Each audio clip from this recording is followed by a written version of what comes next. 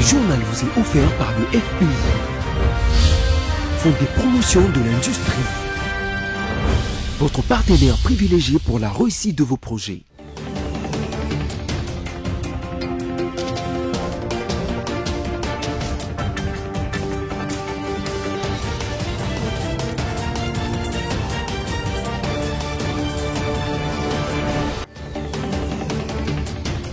Bonsoir à toutes et à tous et bienvenue à cette grande édition du journal dont voici tout de suite le grand titre.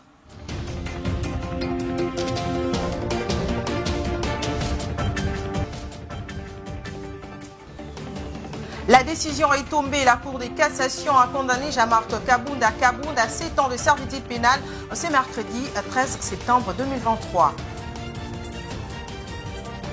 Pas de ville morte ce même mercredi 13 septembre 2023 à Goma, car le maire de cette ville a dans un communiqué interdit l'organisation de cette ville morte projetée par certaines associations et de mouvements citoyens de Goma.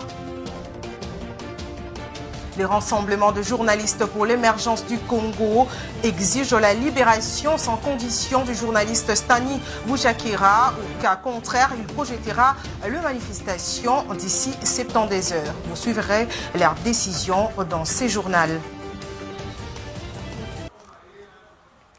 La Cour de cassation a prononcé dans son arrêt rendu ce mercredi 13 septembre 2023 une peine de 7 ans de servitude pénale à l'encontre de l'ancien président de l'Assemblée nationale, Jean-Marc Kabound. Les infractions retenues contre lui sont entre autres la propagation de faux bruits, les outrages au corps constitué ainsi que l'offense au chef de l'État.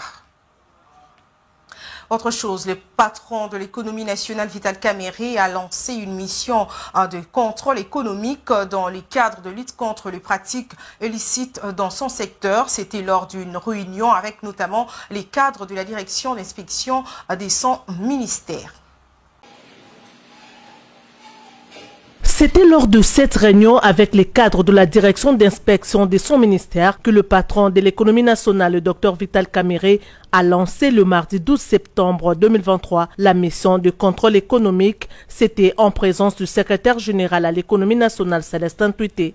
Durant 15 jours, ces missionnaires ont pour tâche de s'assurer du respect par les opérateurs économiques de la réglementation en vigueur dans ce secteur, notamment sur les structures des prix des produits et services sur le marché. Cette mission vise aussi à mettre fin à toutes sortes d'abus dans le secteur économique à l'approche de la fin de l'année. D'après le numéro 1 de l'économie nationale, des instructions claires ont été données aux inspecteurs économiques pour mener convenablement cette mission. Il s'agit des règles à observer sur le plan déontologique, technique, administratif et procédural. Les inspecteurs vont descendre sur le terrain pour vérifier si les prix affichés ont été calculés en respectant la structure des prix et la marge autorisée sur le plan de la loi. Ils ont pour mission aussi de préserver le pouvoir d'achat de la population. Ils doivent lutter contre la rétention de produits signalés déjà importés et se trouvant dans les entrepôts en République démocratique du Congo, mais qui sont rares sur le marché, puisque créer la rareté sur le marché, c'est une façon aussi d'éviter que l'offre ne rencontre la demande et vous pouvez comprendre que les prix vont s'emballer. Notre ambition est de faire de la direction générale de l'inspection la jumelle de l'inspection générale des finances. Et pour cela, il faut mettre les gens dans de bonnes conditions. L'État va récupérer beaucoup de moyens. Plus que les moyens, l'État va protéger les consommateurs qui ont des droits que nous devons protéger. Ces missions ne doivent pas se transformer en mission de tracasserie. C'est pourquoi le secrétaire général, à ce niveau, il a une antenne de surveillance où il sera informé en temps et en heure du comportement de chaque inspecteur et répercutera chaque jour ce rapport au niveau du cabinet du vice-premier ministre et ministre de l'économie. Nous déclarons donc le début de cette mission de contrôle qui va durer 11 jours, 15 jours. 15 jours. Je vous remercie. Merci. Le vice-premier ministre, ministre de l'économie nationale, a martelé que cette mission ne devrait pas se transformer en une sorte de tracasserie contre les opérateurs économiques. Un mécanisme a été mis en place au niveau du secrétariat général pour surveiller le travail qui sera effectué sur le terrain, notamment observer les comportements des inspecteurs. Poursuite de la mise en œuvre de la couche de roulement sur la route Nzolana dans la commune d'Ngaliema. Le ministre de l'ITPR s'est rendu sur place ce mercredi 13 septembre 2023 pour voir l'évolution de ces travaux ensemble avec le responsable de l'agence congolaise de grands travaux. Regardez. Accueilli par Nico Nzao, directeur général de l'Agence congolaise des grands travaux, maître d'ouvrage délégué du gouvernement sur ce projet, le ministre s'est émerveillé des réalisations. Une section de 500 mètres déjà revêtue du précieux bitume a même déjà vu la mise en œuvre du marquage au sol. Il se souvient que c'est au mois d'octobre 2022 qu'il avait personnellement lancé les travaux de cette deuxième phase de la route qui connectera prochainement les quartiers Maloueka et Sangamamba pour ressortir sur l'avenue Mamayemo dans le quartier Kintsuka à hauteur de pompage. C'est un projet qui va absolument impacter la vie de nos populations dans cette partie de la ville de Kinshasa. Et d'ailleurs, je crois que ceux qui habitent ici, les riverains, voient déjà un certain regain de leurs bénéfices en termes d'immobilier, ainsi de suite. Sur les zones en pente, comme Zambayandangi, l'entreprise Siske SA a fait le choix d'une chaussée rigide. Elle couvrira près d'1 kilomètre. Le béton mis en œuvre est d'une épaisseur de 20 cm avec une natte de ferraille. Le gain en temps enregistré sur le projet permettra que sa livraison se fasse avec 5 mois d'avance. Nous pensons qu'à la fin de cette année, donc au courant du mois de décembre, si l'agenda du chef de l'État le permet, il pourra venir ici inaugurer cette route, comme il venait de le faire récemment sur la route de Kindele. Le directeur général de la CGT a renseigné que toutes les contraintes qui pesaient sur ce projet sont en train d'être levées en vue de tenir les délais. C'est notamment la question des expropriations. Pour lui, ce sera un grand cadeau qu'aura fait le président de la République, Félix-Antoine Tshisekedi Tshilombo, à la population de cette partie de Kinshasa qui pourra se mouvoir plus allègrement. Prenons à présent cette déclaration de rassemblement de journalistes pour l'émergence du Congo qui dénonce les harcèlements judiciaires qui subit le journaliste Stanley Boujakera, interpellé par les services de sécurité la semaine dernière. Cependant, les RAJEC exigent sa libération sans condition. Au cas contraire, il projettera les manifestations d'ici 72 heures. Regardez. Pour nous, RAJEC, cette affaire infligée à cet infatigable chasseur d'informations, Boujakera, qui n'hésite pas à abandonner épouse et enfants, est une tragique illustration de la chasse aux sorcières lancée contre les journalistes que nous sommes. Cela s'avère comme une honte que soit pendant cette période historique que traverse notre pays, les journalistes professionnels, les médias indépendants subsistent un harcèlement et une marginalisation continue. Les rédactions contraintes à fermer. Nous nous posons la question de savoir est-ce que nous devons changer notre métier. Nous dénonçons les poursuites dont les journalistes sont actuellement victimes dans notre pays et qui constituent une tentative autocratique de réduire au silence toutes les voix dissonantes et d'empêcher des journalistes indépendants de mener leurs activités. Contre cette oppression de la liberté de la presse que nous dénonçons, nous tenons à rappeler l'un des principes fondateurs de notre métier: le journaliste ne dévoile pas sa source et le contraire, et les contraindre à le faire est une entorse à la liberté de la presse.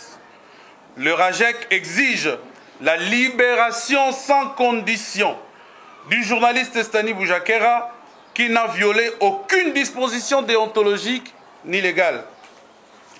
Nous demandons aux autorités compétentes de lui laisser travailler libre et en toute sécurité et de prendre toutes les mesures nécessaires pour améliorer cet état qui devient de plus en plus désastreux de la liberté de la presse.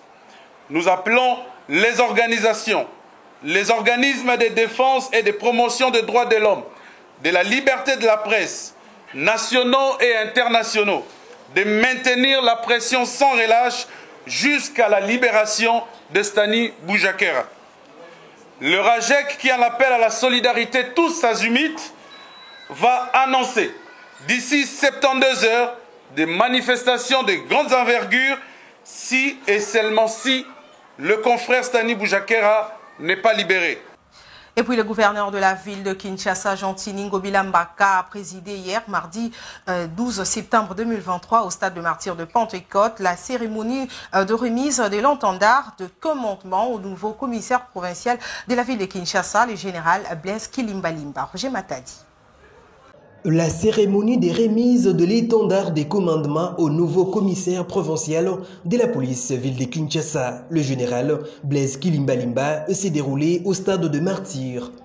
Devant toutes les unités de la police provinciale, le gouverneur Gentini Ngobila Mbaka a confié deux missions principales au nouveau chef de la police de Kinshasa. Il s'agit de la sécurisation de la population quinoise à travers la lutte contre le banditisme urbain, communément appelé Koluna, particulièrement dans la commune de Makala et à Tchangou, ainsi que le phénomène de kidnapping. Le numéro 1 de la ville de Kinshasa a aussi invité le général Blaise Kilimbalimba à s'investir dans la lutte contre les embouteillages et tracasseries policières sur les routes de la capitale. Par ailleurs, le patron de la ville de Kinshasa a félicité la police pour son professionnalisme durant le 9e jeu de la francophonie tenu dernièrement à Kinshasa. Le général Blaise Kilimbalimba a promis des résultats aux premiers citoyens de la ville de Kinshasa par rapport aux deux missions confiées. Il a également invité la population à travailler à synergie avec la police, surtout en utilisant le numéro d'urgence de la police en cas de danger. Le choléra en République démocratique du Congo, on en parle encore, mais cette fois-ci au Sud Kivu. 74 cas avec un décès ont été enregistrés en 3 semaines à Kamanyola, dans la zone de santé des Nyangizi, en territoire des Walungu. Patricia Boumolo nous en dit plus. Depuis la semaine dernière, l'épidémie de choléra a été déclarée dans cette partie de la République démocratique du Congo. C'est ce que confirme le médecin directeur de l'hôpital Saint-Joseph de Kamanyola, le docteur Charles Massia. Les cas augmentent chaque jour et craint un débordement dans les structures sanitaires. Le médecin directeur insiste en outre que les difficultés sont bel et bien présentes, surtout en ce qui concerne la sensibilisation. Les gens commencent à prendre au sérieux le risque de cette maladie, a-t-il ajouté. Il martèle par ailleurs qu'un centre de santé de prise en charge de cette maladie est construit au sein de son hôpital. Retenez que plusieurs coins du Sud Kivu sont touchés, comme par exemple à Chabunda, où cette épidémie a été déclarée le 1er septembre dernier après l'enregistrement de plus de 60 cas, dont 11 décès en 11 semaines. Je l'ai annoncé au sommaire, pas des villes mortes. C'est mercredi 13 septembre 2023 à Goma, car le maire de cette ville a interdit à travers un communiqué l'organisation de cette dernière projetée par certaines associations et mouvements de citoyens de Goma. Le commissaire supérieur principal Kapend Faustin a appelé la population à vaquer librement à ces activités. Dans un communiqué, l'autorité urbaine avait mis en garde toute personne qui va barricader la route par de pierre. Le gouverneur de la province Haut-Katanga, Jacques Yaboula, a présenté au vice-premier ministre de l'Intérieur, Peter Kazadi, en mission de travail à Lubumbashi, une bande de criminels attrapés par les services de sécurité du Haut-Katanga. Regardez. Patricia Nessoko, cette femme de plus de 40 ans, est comptée parmi les présumés malfaiteurs présentés au vice-premier ministre et ministre de l'Intérieur Peter Kazadi Kankonde. Ils sont repartis en groupe de 4, parmi lesquels 7 hommes et sa bande, auteurs d'un meurtre dont le corps se trouve actuellement à la morgue de l'hôpital Sendoué. Il y a aussi des casseurs de vitres spécialisés dans le vol des biens de valeur. Ils cambriolent les maisons tard dans la nuit. Cet autre groupe est constitué de pickpockets qui arrachent les téléphones et d'autres objets de valeur aux passants au quartier Luoshi dans la commune annexe. Et en dernier, cette bande des coupeurs des routes qui rançonnent les conducteurs des tracks de la route Kasumbalesa jusqu'à la route de contournement à Lubumbashi. Parmi eux, ce malfrat spécialisé dans le vol des véhicules à partir de Kolwezi pour le revendre à Lubumbashi. Non, soi-disant vous avez négocié prix. Après, c'est que on a dit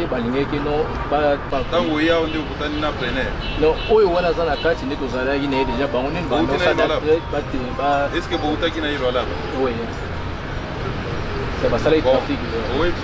Après avoir échangé avec plusieurs d'entre eux, le vice-premier ministre et ministre de l'Intérieur a salué ce joli coup de filet réussi par les forces de sécurité. Peter Kazadi Kankonde a instruit le procureur général près la cour d'appel du Haut-Katanga pour qu'un procès en flagrance soit organisé dès ce mardi, que chaque criminel réponde de ses actes.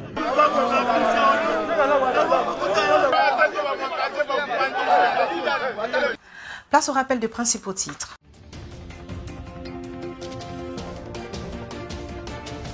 La décision est tombée. La Cour de cassation a condamné Jean-Marc Kabunda à 7 ans de servitude pénale ce mercredi 13 septembre 2023.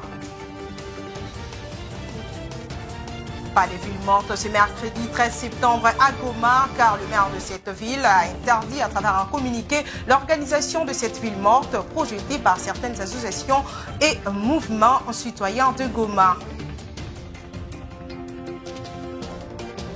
Le Rassemblement de journalistes pour l'émergence du Congo a exigé la libération sans condition du journaliste Stanley Boujakera. Au cas contraire, il projettera les manifestations d'ici septembre désert. Vous avez suivi leurs déclarations dans ces journaux.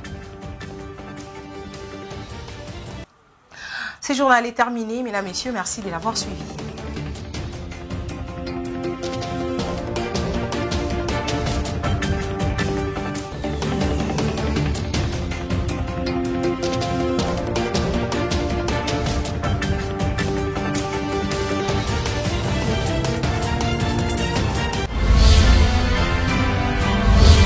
Ce journal vous a été offert par le FPI, Fonds de promotion de l'industrie, votre partenaire privilégié pour la réussite de vos projets.